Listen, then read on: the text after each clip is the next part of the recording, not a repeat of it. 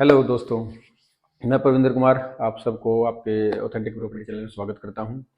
तो आज हम फिर से दुबई के टॉपिक को लेकर आए हैं। तो जैसा कि मैं आपको बताऊं, हम दुबई विजिट करके आए थे, हमने कुछ प्रॉपर्टीज़ के लिए लोगों को इन्फॉर्मेशन दी। तो उसके बाद लोगों के हमारे पास कुछ सवाल आए हैं, कुछ जानकर लोगों ने हमसे सवाल किए हैं। तो आइए उनके सवालों का एक रिव्यू देखते हैं, उनके सवाल जवाब करते हैं।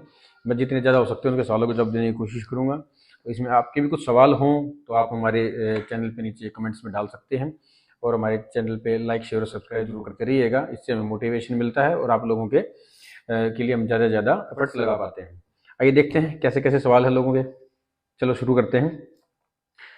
ओनरशिप, सबसे पहला सवाल लोगों का है ओनरशिप को लेके। क्या वहाँ पे प्रॉपर्टी हम खरीद सकते हैं, नहीं खरीद सकते, कैसे खरीद सकते हैं, क्या ओनरशिप हमारे नाम होएगी या नहीं होएगी।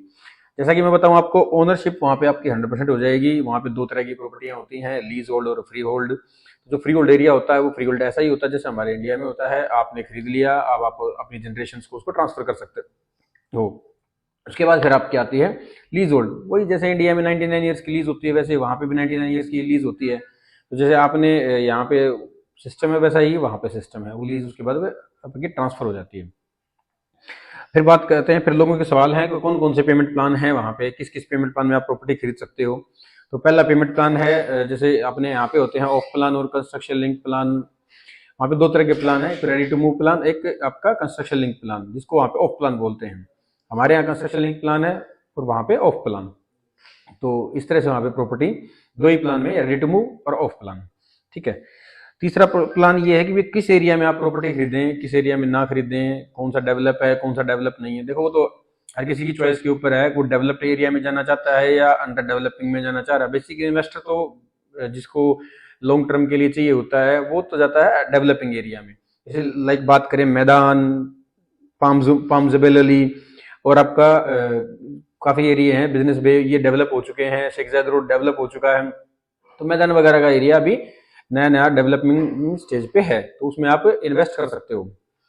ठीक है। तो इसमें ये एरिया इस तरह से काफी एरियाज हैं। जैसे आपका एक्सपो 2020 है, जो नया एयरपोर्ट बना, उस नए एयरपोर्ट के आसपास का एरिया भी आप अपनी चॉइस से ले सकते हो, क्योंकि वो एरिया भी अभी अंडर डेवलपमेंट है। इसके अलावा स्पोर्ट सिटी हो गया, Dubai sport city, Dubai investment park हो गया, दुबई स्टूडियो सिटी हो गया। तो ये सब चीजें आप अपनी चेकलिस्ट में डाल सकते हो। आपके बजट में जो चीजें आती हैं आप वहां पे इन्वेस्ट कर सकते हो। अब एक कुछ लोगों ने सवाल किया है कि क्या प्रॉपर्टी खरीदने के लिए दुबई जाना पड़ेगा। जी हाँ, बिल्कुल जाइए, प्रॉपर्टी अपनी आंखों से देखिए और देख के ही खरीदिए। हम तो ये कहते हैं, अगर अंडर कंस्ट्रक्शन भी ले रहे हैं तो लोकेशन देख के खरीदिए, और रेडी ले रहे हैं तो फिर तो आपको जाके प्रॉपर्टी की कंस्ट्रक्शन क्वालिटी वगैरह सब कुछ देखना चाहिए। काफी मेजर बिल्डर हैं जो अच्छी कंस्ट्रक्शन करते हैं, कुछ की कंस्ट्रक्शन आपको पसंद आती है, कुछ की नहीं आती है। तो बिल्कुल आपको देख के लोकेशन वाइज और आपकी रिक्वायरमेंट के हिसाब से प्रॉपर्टी वहां पे देख के ही खरीदनी चाहिए।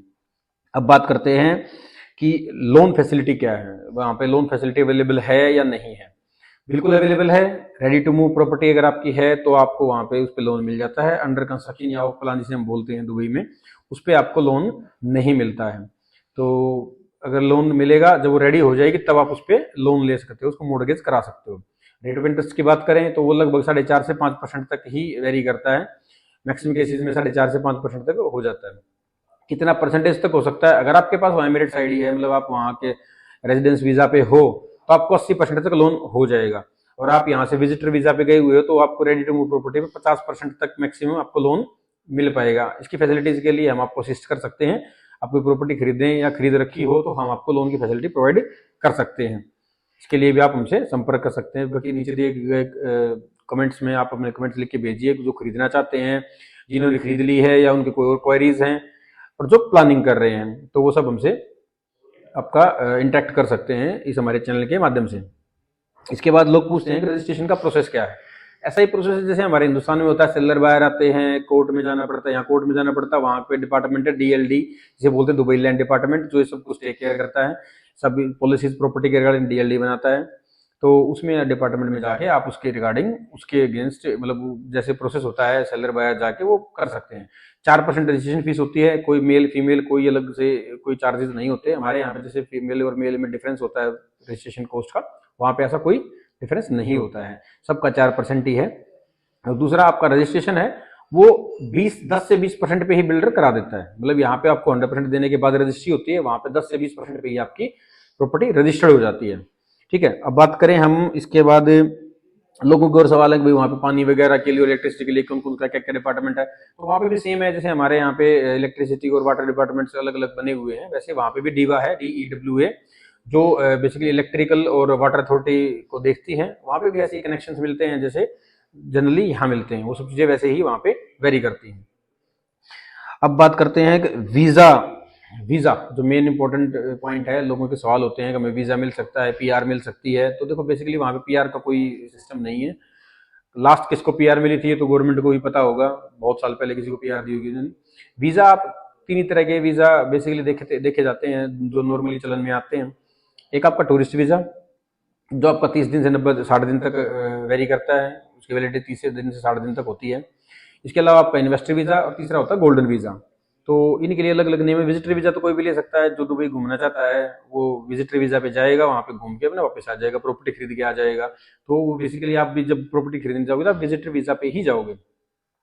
और अगर आप 7.5 लाख द्रम तक की कोई प्रॉपर्टी, मतलब इंडिया में 1.5 करोड़ से ऊपर की प्रॉपर्टी खरीदते हैं, तो आपको इन्वेस्टर वीजा वहां पे अप्लाई कर सकते हो, आप उसके लिए एलिजिबल हो जाते हो। इसके बाद आता है गोल्डन वीजा। गोल्डन वीजा पहले गवर्नमेंट देती थी 2 मिलियन द्रम पे, मतलब इंडिया के लगभग 4.25 करोड़ से ऊपर, 4.5 करोड़ के आसपास का जो अमाउंट बनता है उस पे। तो गोल्डन वीजा पाने के लिए आपको इतने की प्रॉपर्टी खरीदनी होती थी, ये पैसा पूरा पे करना होता था पहले। लेकिन गवर्नमेंट ने नियम बदले, कुछ फ्लेक्सिबिलिटी की है। अब उसमें क्या है कि आप 50% 1 मिलियन दिरहम अगर आप पे कर चुके हो, या फिर आपका प्रोजेक्ट 80% कंप्लीट है, 80% तक आपका प्रोजेक्ट और वो आपका जो एरिया है, जो आपकी कम्युनिटी है, वो अगर 80% डेवलप है, तो आप उसमें भी गोल्डन वीजा के लिए अप्लाई कर सकते हो। और बाकी गोल्डन वीजा के लिए कुछ बिल्डर खुद प्रोवाइड कराते हैं, कुछ सर्विसेज देते हैं, जो चार्जेज होंगे वो आपके लगेंगे। और आपको हमसे कोई संपर्क चाहिए तो आप हमें कॉल कर सकते हैं, we will assist you definitely. बाकी हमारे चैनल को लाइक, शेयर और सब्सक्राइब करते रहिएगा, और इस इन्फॉर्मेशन के लिए हमारे चैनल को ज़्यादा से ज़्यादा शेयर कीजिए, इससे हमें मोटिवेशन मिलता रहता है। अब बात करते हैं एक सवाल, जो सबसे बड़ा सवाल लोगों के दिमाग में होता है, भाई हम इन्वेस्ट क्यों करें वहाँ पे, हमें क्या मिलता है, कितना रिटर्न मिलता है, क्या रेंटल इनकम होती है, क्या मतलब क्यों करें वहाँ पे बाहर देश में जाके। तो बेसिकली देखो क्या है कि सब आदमी का अपना अपना थॉट प्रोसेस है। कुछ लोग यहाँ इन्वेस्ट करते हैं, कुछ लोग बाहर करते हैं, कुछ किसी और कंट्री में करते हैं, कुछ लोग गोल्ड में करते हैं, कुछ लोग आपका प्रॉपर्टी में करते हैं, कुछ शेयर मार्केट में करते हैं। तो सबका अपना अपना एक नेचुरल इंटरेस्ट होता है।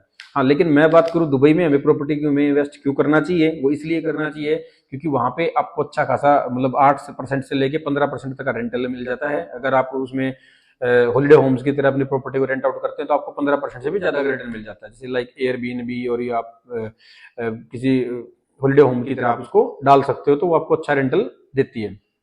इसके अलावा पेमेंट प्लान इजी हैं। 1% का पेमेंट प्लान बिल्डर प्रोवाइड करते हैं, मैक्सिमम बिल्डर कर रहे हैं आजकल 1%, 2% का monthly payment plan. Post position plan है, भाई आपको हैंडओवर पहले मिल जाती है, प्रॉपर्टी आपकी रजिस्ट्री पहले हो जाती है, उसके बाद आपको 2-3 साल तक के, 4 साल तक के पोस्ट हैंडओवर प्लान, मतलब हैंडओवर के बाद आप उसको रेंट आउट करके अपनी EMI बिल्डर को पे कर सकते हो। तो वो बहुत ईजी और कन्वीनियंट है। दूसरा, सबसे सेफ कंट्री है, तो पैसे के हिसाब से कोई दिक्कत नहीं है। तीसरा, जितना भी आपका रेंटल आता है सब टोटली टैक्स फ्री है, कोई टैक्स नहीं होने वाला है, सारा टैक्स आपका फ्री है। कोई टैक्स की आपका किसी भी तरह की इनकम के ऊपर दुबई गवर्नमेंट कोई टैक्स चार्ज नहीं करती है। रेंटल भी आपका अच्छा खासा है, टैक्स भी आपको नहीं भरना होता है, प्रॉपर्टी का एप्रिसिएशन भी होता है। जैसे ये प्रॉपर्टी आप ऑफ प्लान में खरीदते हो रेडी होते हुए, वो आपकी अच्छा खासा एप्रिसिएशन आपको देगी। इसके अलावा एक एप्रिसिएशन और है जो शायद कोई ब्रोकर ना बताए, मैं बताता हूँ। आपका करेंसी का एप्रिसिएशन, जैसे मान के चलिए 2029 और 2020 तक जो प्रॉपर्टी, जो वहाँ पे धर्म की कॉस्ट थी, वहाँ की करेंसी की कॉस्ट थी, वो इंडियन रुपीज के हिसाब से लगभग 19 से 20 रुपए के बीच में वेरी करती थी। आज वही करेंसी 20 रुपए से लेके 30 रुपए के 22 रुपए से लेके 23 रुपए के बीच में, लगभग 22 रुपए 60 पैसे, आज मैं वीडियो बना रहा हूँ तो लगभग 22 रुपए 60-70 पैसे के आसपास वेरी करती है। तो प्रॉपर्टी के साथ साथ आपकी करेंसी भी अप्रिशिएट कर रही है, रेंटल इनकम भी आपको मिल रही है, सारी चीजें आपको उसमें मिल जाती हैं। इसके अलावा भी आप 2-3 जगह इन्वेस्टमेंट देख रहे हैं तो आप हमसे संपर्क कर सकते हैं। अब इसके बाद भी अगर, जैसे मैंने लगभग सारे सवालों के जवाब मेरी लिस्ट में जो मैंने कवर कर दिए हैं। हाँ, कुछ लोगों के सवाल होते हैं महंगी प्रॉपर्टी खरीद रहे हैं तो मेंटेनेंस भी महंगी होगी, तो कुछ ज्यादा मेंटेनेंस महंगी नहीं है। वहां पे 10 दिरहम से लेके आपका 20-22-25 दिरहम तक भी पर स्क्वायर फीट के हिसाब से एनुअली चार्ज होता है। और हाँ, एक चीज और बता दूं मैं, वहां पे रेरा हमारे हिंदुस्तान से पहले से एप्लीकेबल है। तो इसलिए जो भी प्रॉपर्टी वहाँ सेल की जाती है, जो आपको एरिया बताया जाता है, वो सुपर एरिया नहीं होता, वो कारपेट एरिया ही होता है। तो बेसिकली आप प्रॉपर्टी जो खरीद रहे होते हो, तो रेजिडेंशियल खरीदिए या कमर्शियल खरीदिए, वो आपको कारपेट एरिया पे ही मिलती है। ठीक है, तो उसी हिसाब से आपको अपार्टमेंट लेना है, 1 BH स्टूडियो अपार्टमेंट लेना है, 1 BH का लेना है, 2 लेना है, 3 लेना, 4 BH का लेना है, तो वो आप ले सकते हो। टाउन हाउसेज वगैरह, विलास वगैरह वहाँ पे अवेलेबल हैं। विलास भी लगभग आपका तकरीबन इंडियन करेंसी में बात करूँ तो 3.5 करोड़ से 4 करोड़ से भी अच्छे बिल्डर के स्टार्ट हो जाते हैं, डमैक वगैरह की अगर मैं बात करूँ तो बाकी आपका इंटरेस्ट किस में है? रेंटल चाहते हैं, खुद शिफ्ट होना चाहते हैं, प्रॉपर्टी इन्वेस्टमेंट के लिए देख रहे हैं, ऑफ प्लान देख रहे हैं, रेडी देख रहे हैं, तो आप हमारे चैनल पर आइए और हमसे अगर आपके कोई सवाल हैं, हम कोशिश करेंगे उनका जवाब देने की, तो आप हमसे सवाल कर सकते हैं। और साथ के साथ हमारे चैनल को लाइक, शेयर और सब्सक्राइब कीजिएगा, तो बेल का बटन जरूर दबा के रखिएगा। तो अगर आपको कोई इंक्वायरी है तो आप नीचे दिए गए नंबर पे कॉल कर सकते हैं और व्हाट्सअप कर सकते हैं। बाकी धन्यवाद आप सब लोगों का, हमारा वीडियो में आने के लिए धन्यवाद।